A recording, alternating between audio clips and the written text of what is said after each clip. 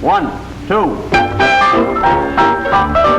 And over 600,000 young Americans are stepping hopefully out into the world this year, looking for their first jobs. The same number faced a similar problem last year. An equal number will face it next year. What chance have these boys and girls in a world already staked out? Now that the land frontier is closed, good morning, son. Have a good sleep? Oh, like a log. Will they find welcome or closed signs on the gateways of opportunity? Blah, blah, What blah. can a young How can you stand it generation before look forward breakfast? to? Wait a minute, What bud. hope is there for youth in the world of tomorrow? The answers to these questions are vital to every man, woman, and child in the nation. They present grave problems to labor, commerce, agriculture, and industry. Their solution should be of primary concern to education and government, for the quality of citizenship. You're telling is at us. stake. The facts involved, however, are both difficult Sorry, and complex. Dad, I gotta do it. He's breaking my The heart. manner I should think you'd be interested in hearing about opportunities for young people. What opportunities? Say, do you know the motto of the last graduating class? Something lofty, no doubt. Yeah. WPA, here we come. That's super lofty. Well, I guess times change. I remember when I was your age, Sure, I know. You were working for a hardware jobber, and you kept right on till you saved enough to open your own store. Yes, and I don't see... Because times changed, like you said. We got all the hardware stores we need. And all the grocery stores, all the doctors, all the lawyers, all the gas stations, all the everything. But it don't stand to reason that a country with our record could all at once lack openings for young fellas. No, you just try and get a job. Maybe it is difficult, but it's worse to be a quitter. Now you've got years of school ahead of you, yet you let your friends talk you into believing you're licked already. Well, they know what they're talking about. Now listen, son. I wasn't going to tell you this, but you're the reason we came here all the way from Indiana. You've heard all the talkers.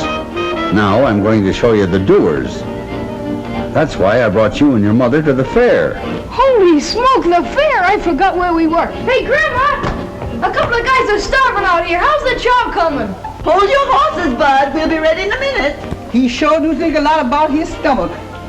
You probably had a good appetite yourself at his age, Elvira. Lord, Miss Harrison, if appetites was houses, I'd almost ought to holler right now. How's the table, Jane? Is it set? All set, Mother. Come on, everybody. Breakfast is ready. That's the best news I heard since I got here. Hi, Mom. Boy, am I hungry. I don't know which I've been looking forward to the most, the fair or your cooking, Mother. Don't pay any attention to him, Grandma. He says that to all the cooks. Well, you can't make a cook mad by liking her cooking. That's a good thing for a young man to remember. I'll say it is. That's how Dad got his corporation. Hey, that's not a corporation. That's private ownership. A man's entitled to a stomach at his age. Anyway, it's nice to have my family with me again.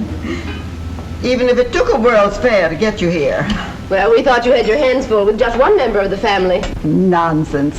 Barbara's been a lifesaver. Really, she has. I'd have been pretty lonely here without her. How's she getting along with that art business she's studying? I don't know, Tom. It's over my head. I gave up when she told me pictures on calendars weren't art. Wonder what in the world's keeping her. Badge, your breakfast is ready. We're waiting for you. Well, we may be waiting, but I don't think it's noticeable. Morning, Dad. Good morning, Babs. Morning, Mother. Morning. Morning, Grandma. Morning, dear. And that's for a fresh little brother. That's a fine way to treat a guy that's come all the way from Indiana to see you. The fair, of course, had nothing to do with it.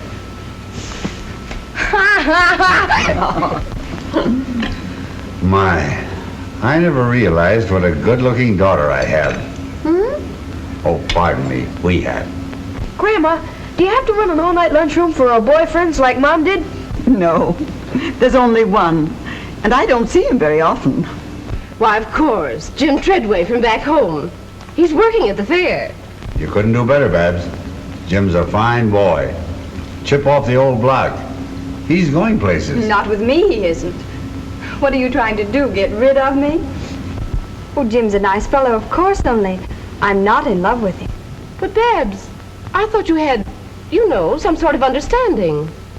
That was in high school. I was young then. I'm grown up now, and I have better judgment. When do we get a peep at your better judgment, kid? Well, I didn't know you were going with anybody else, Babs. Is it somebody we know? Now, Jane, there's plenty of time. We just got here last night and you want to know everything before she even gets a chance to say hello. There's nothing to get excited about. I'm not in love. At least I don't think I am. Oh, I was afraid something like this would happen. Oh, stop flying off the handle. I know all about it. Who is he, Babs? He's Nicholas Makarov, my art teacher. Oh, so you turned out to be a teacher's pet. I suppose you take him an apple. That will do from you, young man.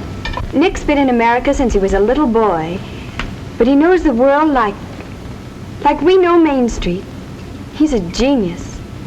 You like him. Oh, sure we will. Anybody you like is okay with us. Oh, I've got to be running along. I'm late.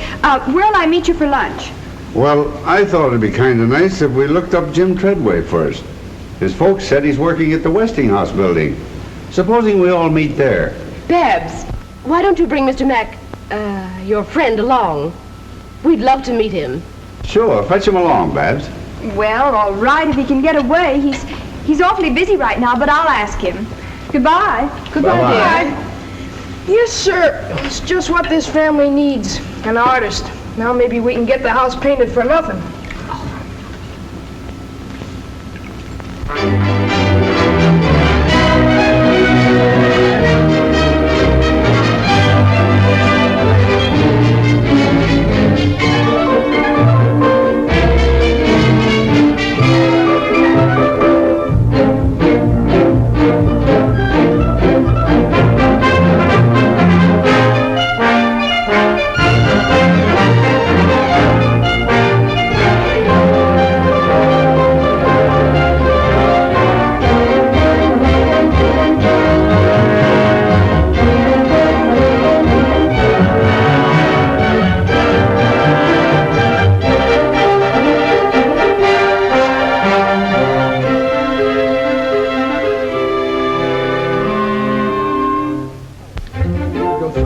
Vivarium to the playground of science. Hiya,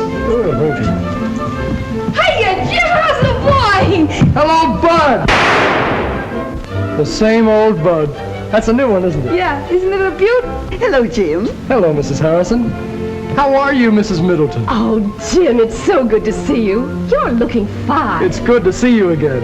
Hello, Mr. Middleton. How are you? Put her there, Jim. You're certainly a sight for sore eyes. It's sure grand to see somebody from the old hometown. When'd you get in? Just last night. Your father and mother saw us off. They said if we didn't look you up the first thing, they'd never speak to us again. Say, Jim, just what do you do around here? Are you a boss or something? Well, not exactly, Bud. I'm sort of backstop for the guys. When they can't answer a question, I take a crack at it. If I don't know it, I look it up, which is often. Gee, I didn't know you were that smart. I'm not, Bud. But you see, before the fair opened, we took a special course of instruction to prepare us for the questions the company thought might be asked. Well, do they stick you very often? And how? Why, just this morning, a lady asked me how long it'd take to read the microfile in the Time Capsule. We've been reading a lot about the Time Capsule. Could we take a look at it? Why, sure. We can get to it this way. Oh. Time capsule of cupuli, deposited on the site of the New York World's Fair on September 23rd, 1938, by the Westinghouse Electric and Manufacturing Company.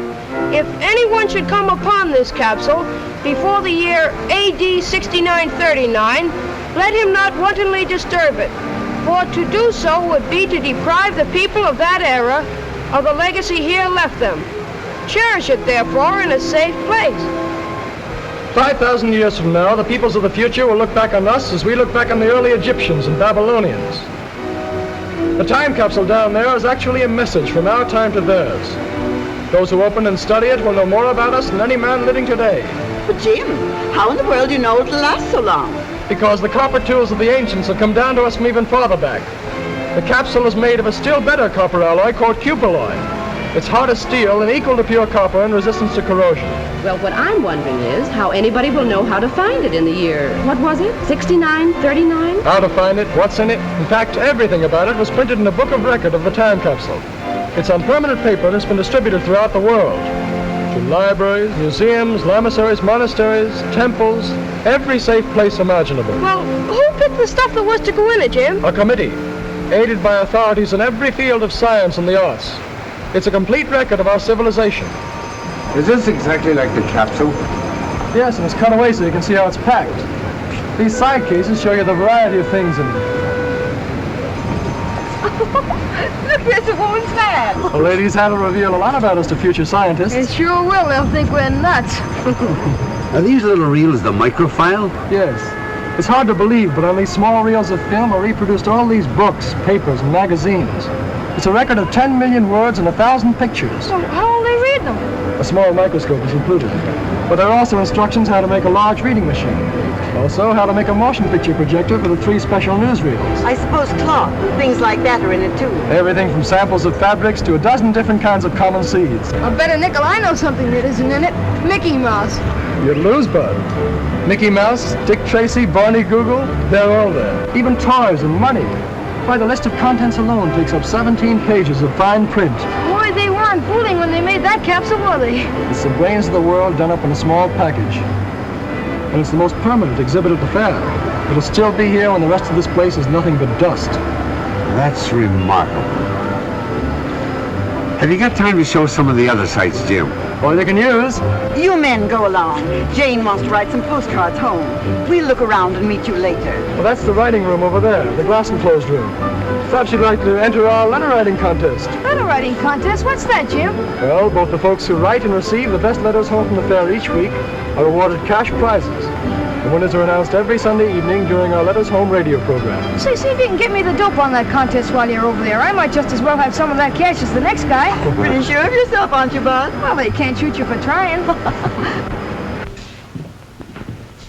Well, it looks like the shop of old Watch the Bertie Schultz. Remember him, Jim? 6 deluxe portraits for $1. You'd better take another look. He never had a camera like that one. That's a television camera. Holy smokes, does it work? Of course.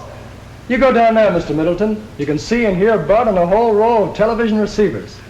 You better be good. Bud, this is Frank Wells. Frank, this is Bud Middleton from the old hometown. Hiya, Bud. Hiya. Now just act and talk naturally. Oh, is it going? It's on.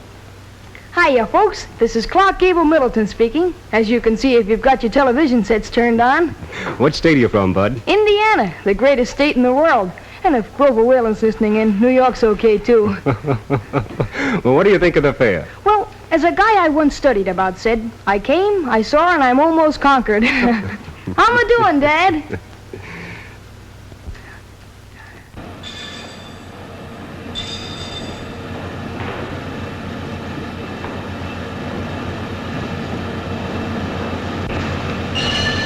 We call this the playground of science. But it really covers a lot of our normal research activities. Most of the exhibits are made so the visitors can operate them. Built-in watchman. Well, what's it do? The bimetal discs like these are used for control of current in our electric irons, refrigerators, and other home devices.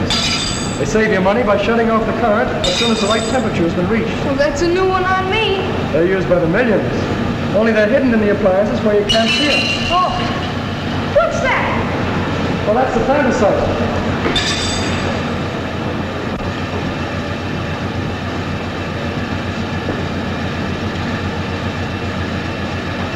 Say, Jim, don't you ever feel bad about passing up that chance to play pro football? Well, once in a while, I get the urge to plow into a line. But outside of that, there's more kick to this game. Oh, you don't have to kid an old friend of the family. I guess it must be pretty interesting. What gets under your skin about research is the attitude of the men in the labs. They work on the principle that nothing is impossible. You hear that, Bud? Well, sure, but I don't believe it. Open your eyes, Bud. The proof's all around you. Why, the whole fair is a product of research. Uh-huh.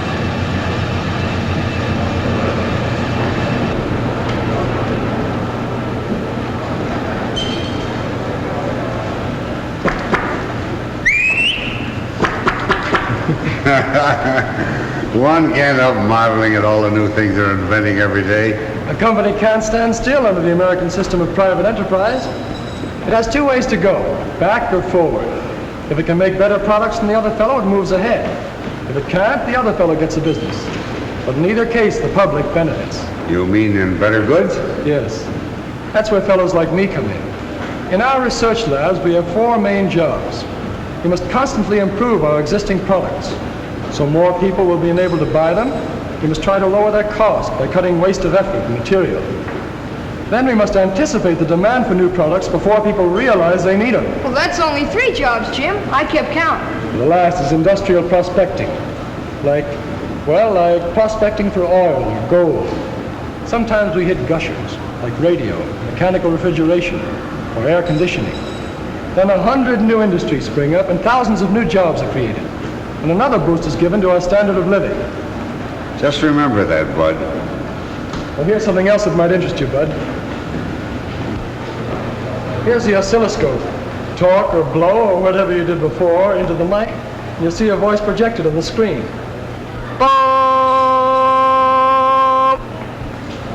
Tell me, Jim, do you honestly believe that industry can make enough jobs in the future to take care of the young people that are coming along? I think the problem is going to be the other way around. Industry will make so many jobs there won't be enough people to fill them. So you don't believe me, do you? Well, you sound like you're in cahoots with Dad. From all I You're heard... liable to hear anything these days. You're willing to sit back and let a lot of self-appointed leaders do your thinking for you. Yeah, well, they believe we're on the skids. Yes, and the men who built this fair believe the opposite. And what's more, they back up their belief with $200 million worth of facts. Well, maybe the other side would, too, if they weren't busted. And they'll stay that way, till they learn that prosperity and pessimism don't travel together. But they're like you, Bud. They don't like facts. Oh, I don't mind them, Jim. Good. Then I'll introduce you to a few. Come along.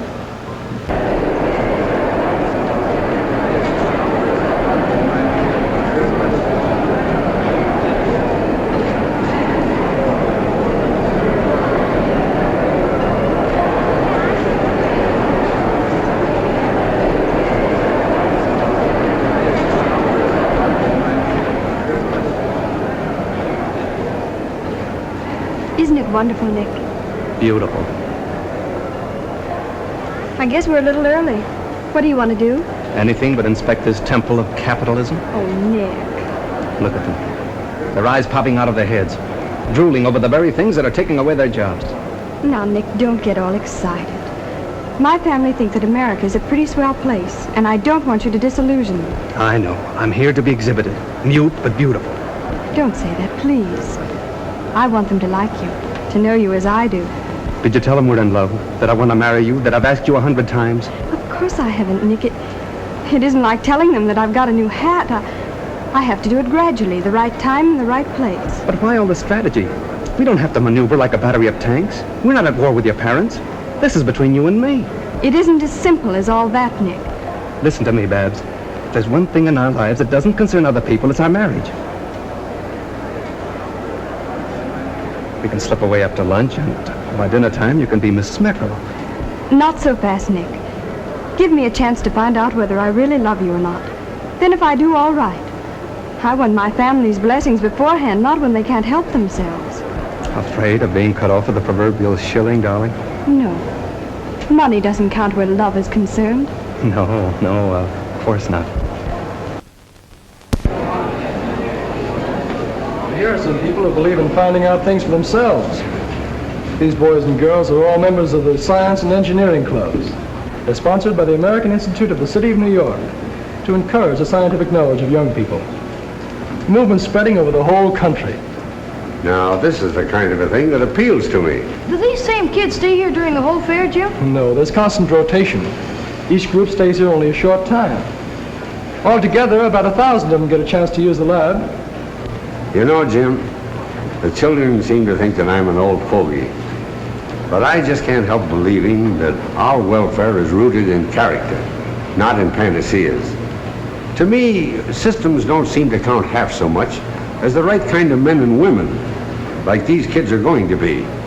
You can get my vote on that any day. No system can make up for bad citizenship. No, sir. Well, I think I'll go find Mother and Jane. I'll see you at lunch. All right, Mr. Middleton. I'd like to show Bud a few more things. He's a pretty hard fellow to convince. Yeah, but I think he's weakening. So long, Dad.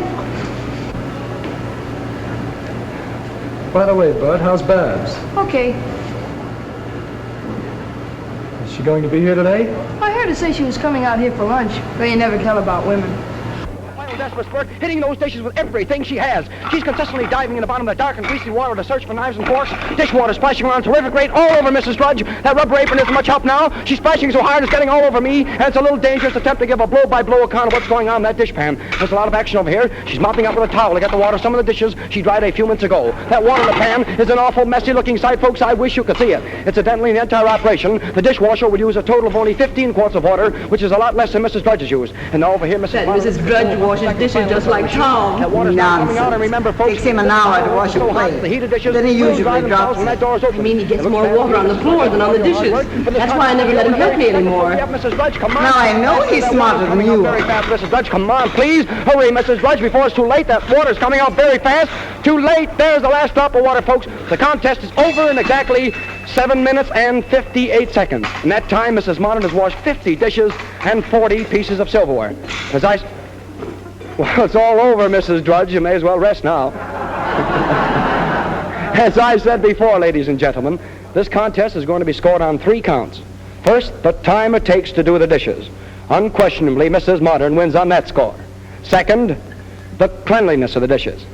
They are clean, they are dry, and sparkling. They do honor to any woman's table, so Mrs. Modern wins point number 2. Her dishes are certainly cleaner. And now, point number 3. The condition of the contestants.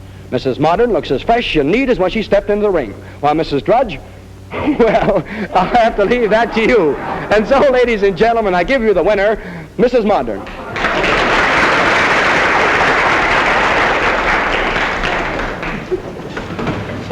I'm tired just from what that announcer said. Did you hear him, Mother?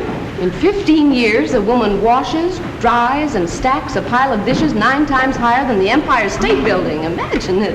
Well, that didn't impress me half as much as seeing Mrs. Modern read a paper while her dishes were being washed. She'll look young when she's 100. Hi, Babs. Shake hands with an old pal of yours. Why, Jim, Babs, how are you? It's nice to see you again. you're looking well, as usual. Oh, this is Mr. Makaroff, my art teacher. Nick, this is Jim Treadway, one of the hometown boys. We're glad to know you, Mr. Makaroff. How are you? And this is my little brother, Makaroff. Hello. Oh, say, Babs, we're on our way to the Hall of Power. Why don't you tag along and learn something? Well, there's plenty of time before we meet the folks. I don't know, it might be fun. What do you think, Nick? All right, but don't expect me to be amused. There's nothing funny about the tools of capitalism.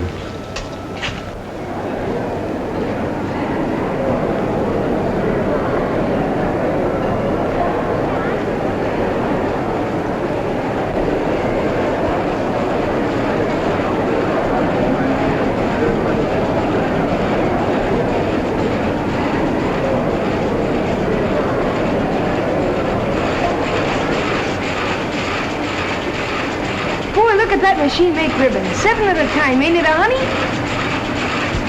You'd be nearer right if you call it a Frankenstein's monster. No, that's in the movies. Why do you call it that, Nick? Machines like this destroy jobs. Think of the number of people who'd be working if we didn't have these power looms. Yes. I guess every woman in America would be weaving, and every home would be a sweatshop producing clothes for the family, like they were before we had power looms. I don't think I'd like that very much. I don't think you'd like homespun clothes either. Grandma tells me they didn't have much style, but they cost so much in hard labor you wore them till they fell apart. That's what the Cossacks do in Russia. Every couple of years they peel off their duds like sticking plaster. It might interest you to know that only the peasants do that. Not here they don't. We ain't got any. But you didn't answer Nick's question. I mean about looms like this keeping people out of work. A fellow with a red beard asked me the same thing the other day. He waited while I looked it up. Now, there were 4 textile mills in America in 1800. They employed a few hundred workers and used water power. Today, with electric and other power, around 1 million persons are employed in the textile industry. And clothes are so cheap, no one has to make his own. That, I think, answers your question. What's over here, Jim?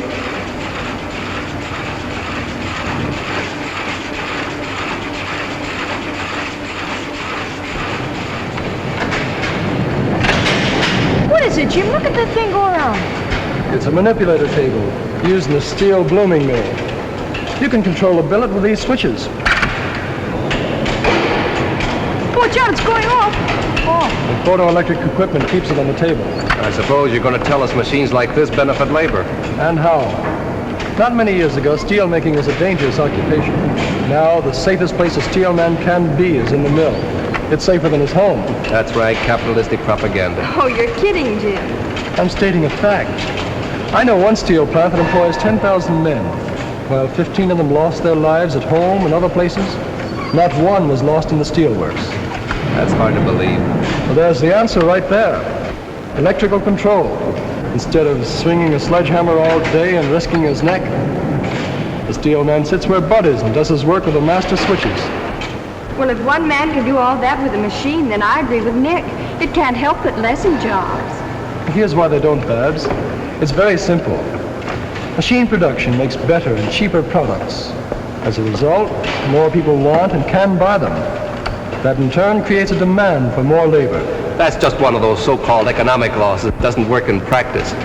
It works in steel, printing, textiles, and automobiles, and they're the most mechanized industries in the country. Yes. Let's go see what's over here, Nick. All right.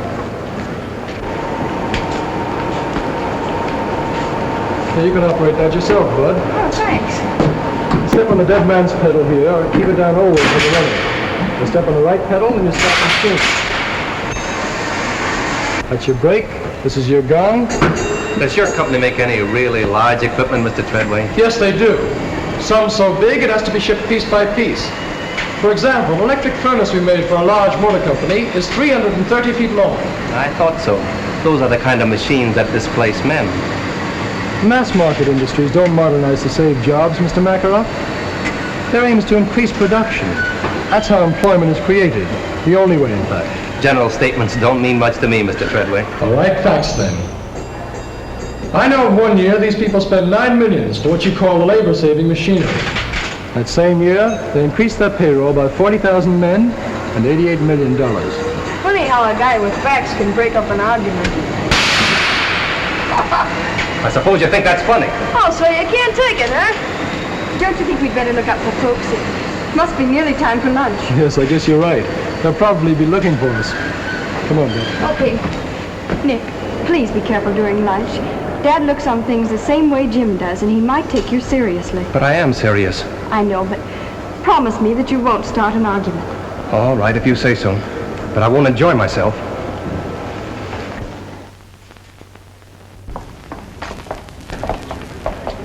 Now, we'll expect you for dinner tomorrow, Mr. Makarov. And please come early. Then we can have a chance for a nice, long talk. Thank you very much. I'll be glad to come. Sorry I have to break away now, but I must get back to school. Au revoir. Goodbye, Mr. Makarov. I enjoyed meeting you all. Sorry, but I must go. Au revoir. Goodbye. So long. Babs. Oh, boy, was that a meal. I could go for chow like that all the time. You do, and you'll wind up in a sideshow. Well, did I behave all right? You were fine. Only don't misinterpret Dad's approval of Karl Marx. He thought you were talking about relatives of Groucho and Harpo. I don't believe I know them. Well, see you in class, Babs. Adios, linda mia. Now, I won't take no for an answer. You're coming to dinner, too, and like it. Hey, Jim, how about showing Dad the Hall of Science? He'll go for that. I'd be glad to, Bud. Fine. How about you, Mrs. Harrison? Would you care to join us? No, thank you.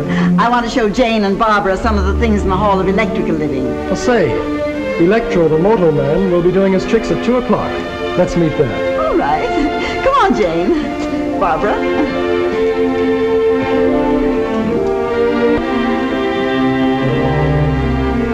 Well, This way.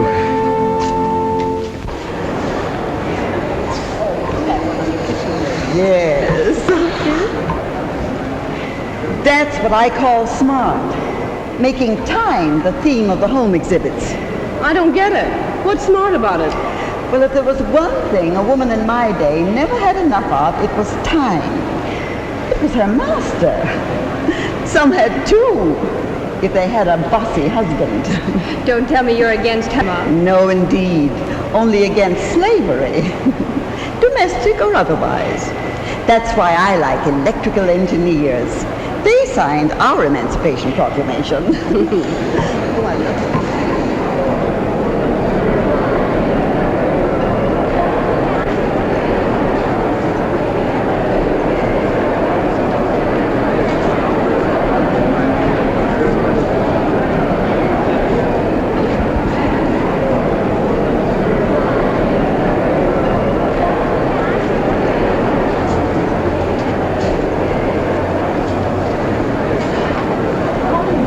Beautiful kitchen. Neat, isn't it? Neat? Nothing.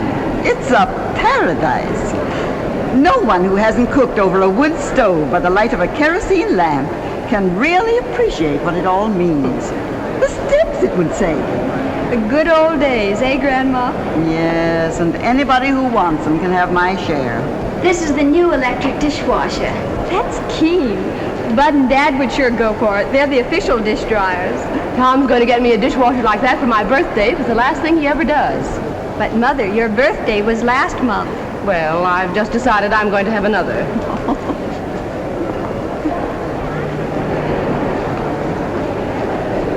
This is nice. And very modern. Masculine, too. Miss, is that a three-way floor lamp? Yes, madam. Step over here. You should show Nick these rooms, Barbara. It's a subtle way to set his feet in the right path. Well, what do you mean, Grandma? Well, even artists have to live, so there's no harm in showing them how you'd like to do it. Oh, that's old-fashioned. There are more important things today than homemaking. Maybe, but I don't know what they are. I always figured raising my family and keeping your grandfather well-fed and happy was pretty important. So did he. But Nick's different. He wouldn't care if you fed him sawdust. He just isn't interested in such things. We put away a mighty good lunch for a fellow who doesn't care. But he doesn't care, really. He's an idealist. You should hear him in class. He talks more about Aristotle than he does art. Did he tell you how Aristotle got the time to be a philosopher? No, I don't believe he did.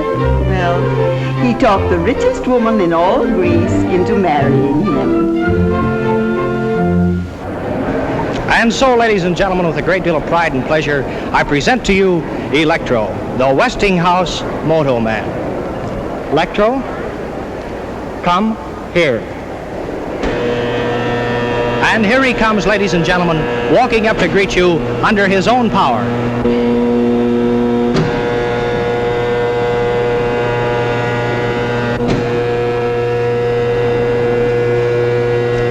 Stop.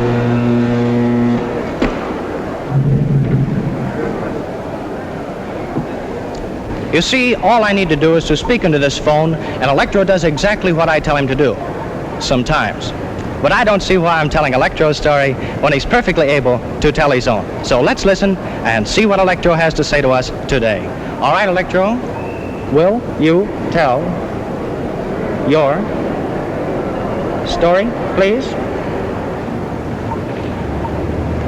Who? Me? Yes, you. Okay, Toots. Ladies and gentlemen, I'll be very glad to tell my story. I am a smart fellow, as I have a very fine brain of 48 electrical relays. It works just like a telephone switchboard. If I get a wrong number, I can always blame the operator. Thank you. And by the way, I see a lot of good numbers out in our audience today. Electro, behave yourself. Quiet, please. I'm doing the talking. I'm sorry. That's the most remarkable thing I've ever seen. Boy, what a guard that guy'd make on my football team.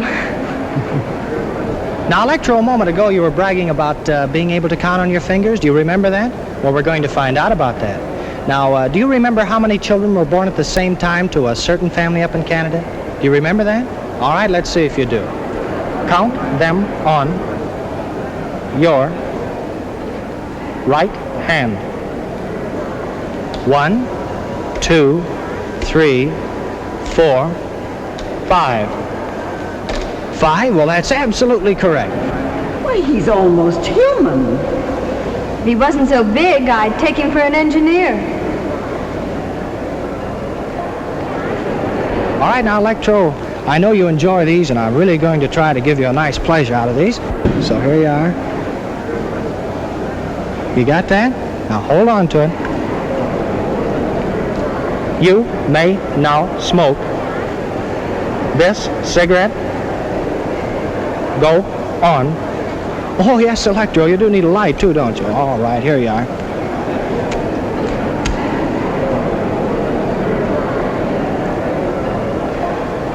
And, folks, he's only 2 years old, too. Just learning. How can he do all those things, Jim? He's full of motors, gears, cams, and photoelectric cells. You could fill a book with all the electromechanical principles involved in the thing. All he lacks is a heart and a brain. If you ask me, I'd say he had nothing but brains. Well, then all he lacks is a heart. He's not the only one. What's an 8-letter word for a gusty wind in Patagonia? Begins with W. Have a heart, Grandma. How can I write a prize-winning letter with you asking about wind and things? Oh, I'm sorry, Bud. I won't do it again. Well, that's all right. I'll give you a lift when I finish this. If I ever do.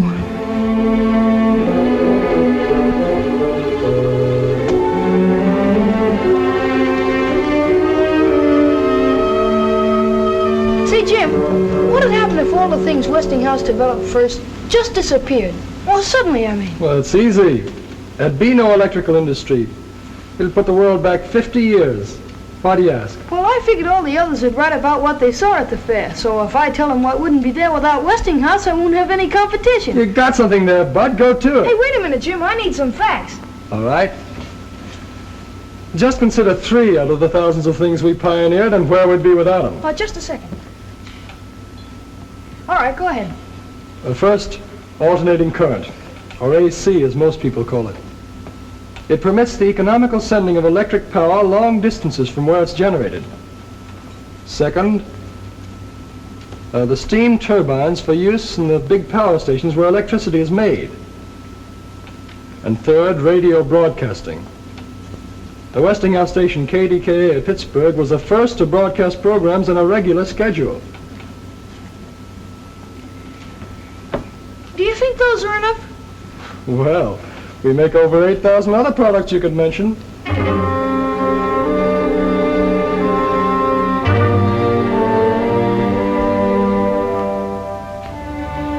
I don't like that guy either, Jim. I didn't say I didn't like him. Well, you'd be surprised what a fellow like me finds out just keeping his eyes open. Jim, come over and talk to me. Sit down. How are you coming along? Well, I thought I was doing all right until Babs, well, turned from science to art. You're just like your father. He wasn't very smart where women were concerned either. It wasn't until he fell off the roof and broke his leg that your mother found out that she loved him. Do you think that'd help? I don't think it's necessary. Most women, you'll find, pick husbands who see the world pretty much as they do, who think as they do about religion, war, politics, yes, even communism.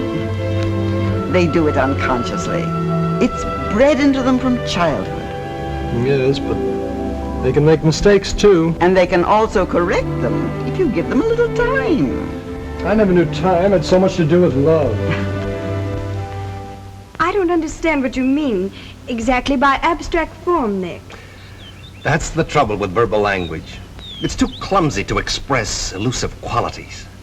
But to me, abstract form is the essential substructure. In short, the fundamental rhythm underlying our conceptions of spatial limitations. Do I make myself clear? Oh, perfectly. It's very clear now, thanks.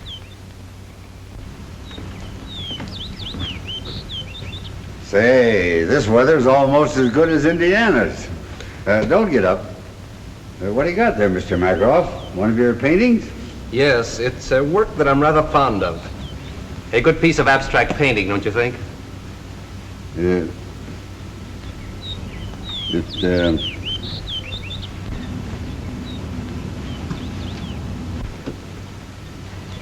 Oh. It's remarkable.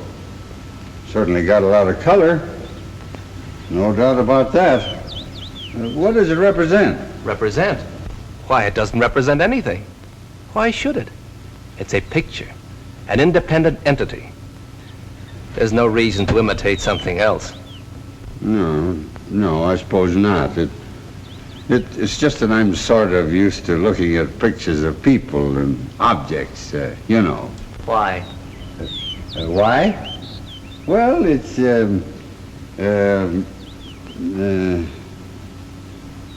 why?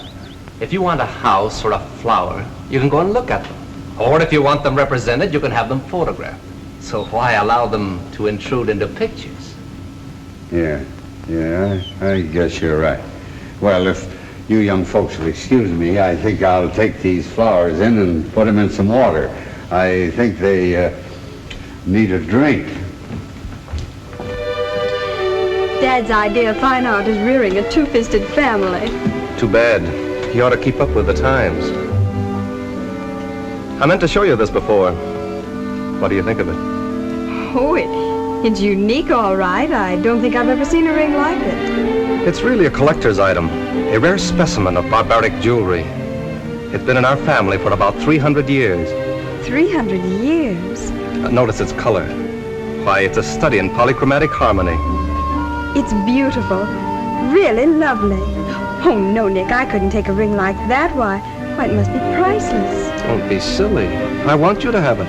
No, please, I couldn't think of it, really. Wear it for a while. There's no harm in that. As a favor. Oh, no. Now you're being provincial, Babs. Well, just for a week or so.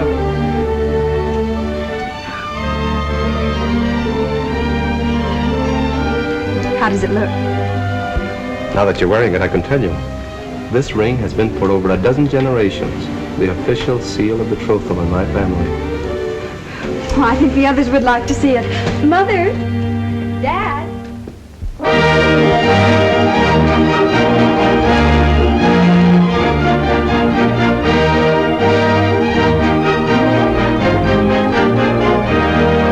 It's too big to describe in a song or a sonnet, so dress yourself up in your best bib and bonnet. The Westinghouse mat has a welcome upon it for you when you come to this fair.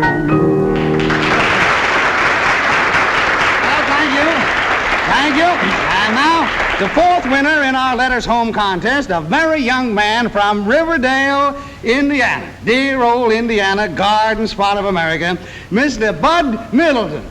All right, this way, Bud, and congratulations.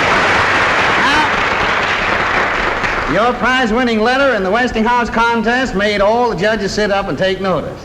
These are unusual judges, that's all they took. Well, let's see. You had all your family with you, according to your letter, so you wrote that letter to a pal of yours back in Riverdale, didn't you? Yeah, to Tubby Parker, but I won't know how much of a pal he is until I get back home and find out if he's been dating my girlfriend. Oh, maybe you made a mistake writing to Tubby. Remember, he gets half of your money, you know. Well, that's okay, but I'm serving notice that's as far as our sharing goes. Well, that's fair enough. But tell me, Bud, what are you going to do with your prize money? Well, I think I'm going shopping for parts to make a shortwave radio set. There you are, folks, the boy of tomorrow. But no fooling, Bud. Really, you wrote a mighty interesting letter. It described how the fair would look without the electrical contributions of pioneers like Westinghouse. Imagine a fair without electricity. The folks?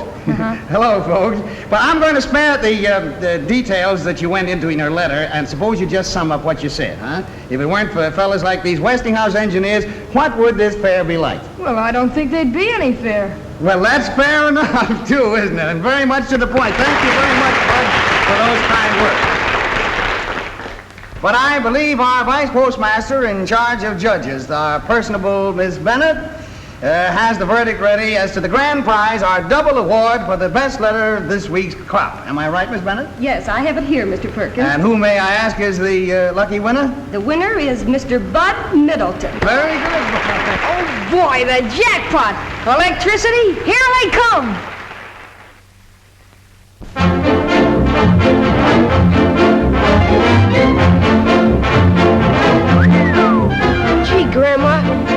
sea of New York, the bigger it gets. It's the same as Main Street, back home, only larger and busier.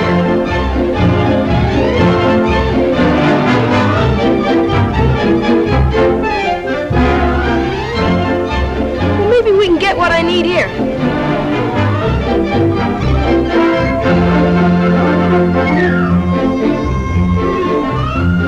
I wonder if they've got any new gags.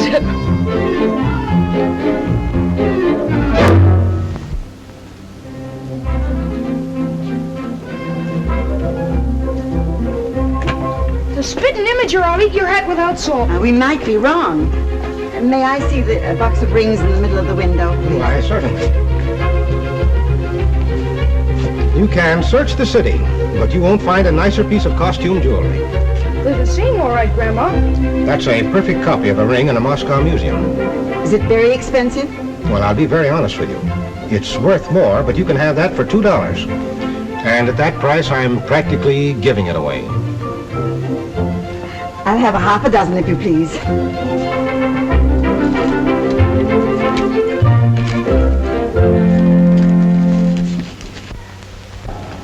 Why don't you let me fix these things, Miss Harrison?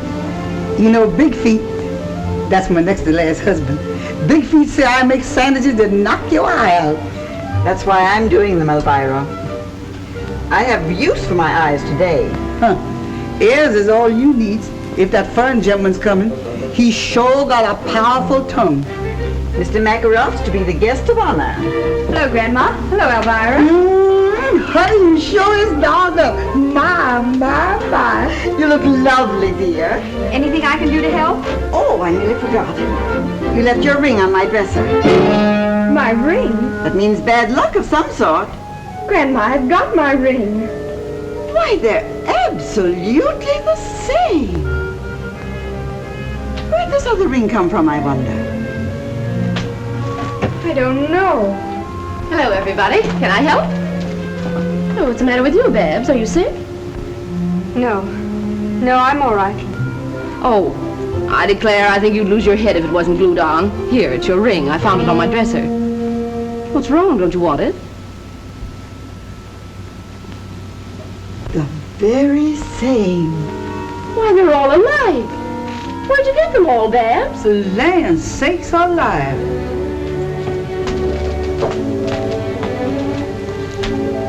Do you know what this is all about, Mother? Me? How should I know, Jane? Come on now, take these sandwiches in and stop looking at me as if I'd stolen your purse.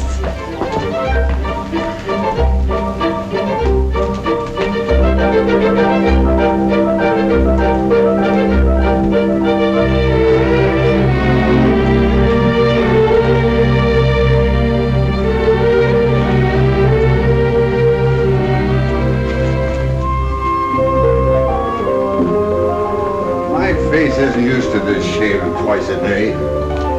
Why I should look pretty is beyond me.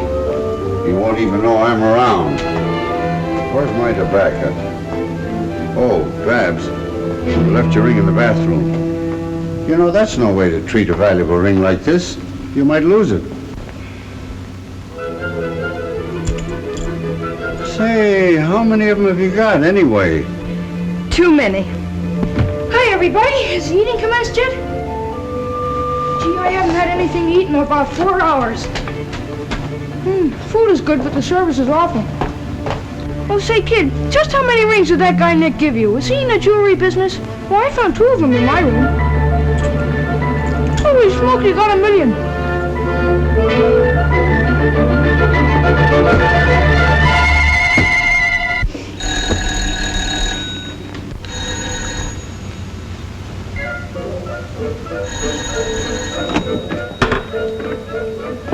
Good afternoon. Is Miss Barbara in? Yes, sir, Mr. Macko. There's all here. Come right in, sir. Just lay your head on the table there, sir, and follow me. Mr. Mackerel.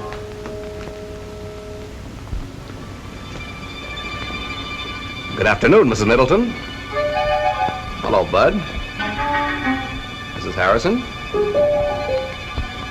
How are you, Mr. Middleton? Babs. Haven't you lost something? Young ladies shouldn't leave their valuables lying around. I found this on the hall table. Quite a study in polychromatic harmony. Don't you think? Why, the dirty crook told me there was only one of them. Don't put it on that. Give her a chance. Hey, let go of my arms. Will you get up? Hey, come on now. You gotta beat it, Nick. He's a wild man. When he gets going, I can't hold him much longer.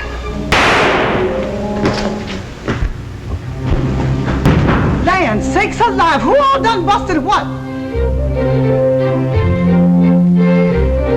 I think you scared him, Dad. He didn't even wait for a chow. You want to be ashamed of yourself, Tom Middleton. What do you mean by carrying a gun? A gun? Why, I don't even own a gun. It is that practical joking son of yours. I'll have you know, Tom Middleton, he's just as much your son as mine. Well, now that the guest of honor has departed, what are we going to do? What are we gonna do? A whole table full of chow in front of us, and you ask what are we gonna do? Oh, I mean afterwards. Well, I know what Mother and I are going to do. We're going to take our shoes off and listen to the radio. Can't you listen to it with them on? We can sit around the house when we get old. Tonight, we're going to look for a silver lining.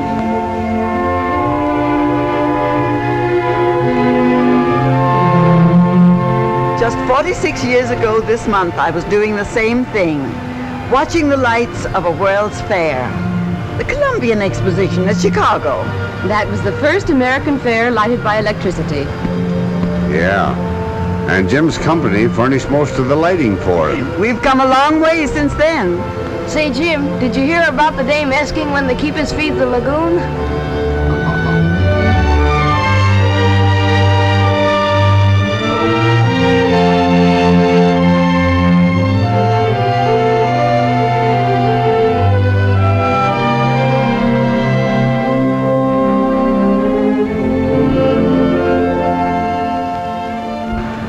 I can't help it, Babs. I've got to talk. Please, Jim, not now. Just let me hold on to you.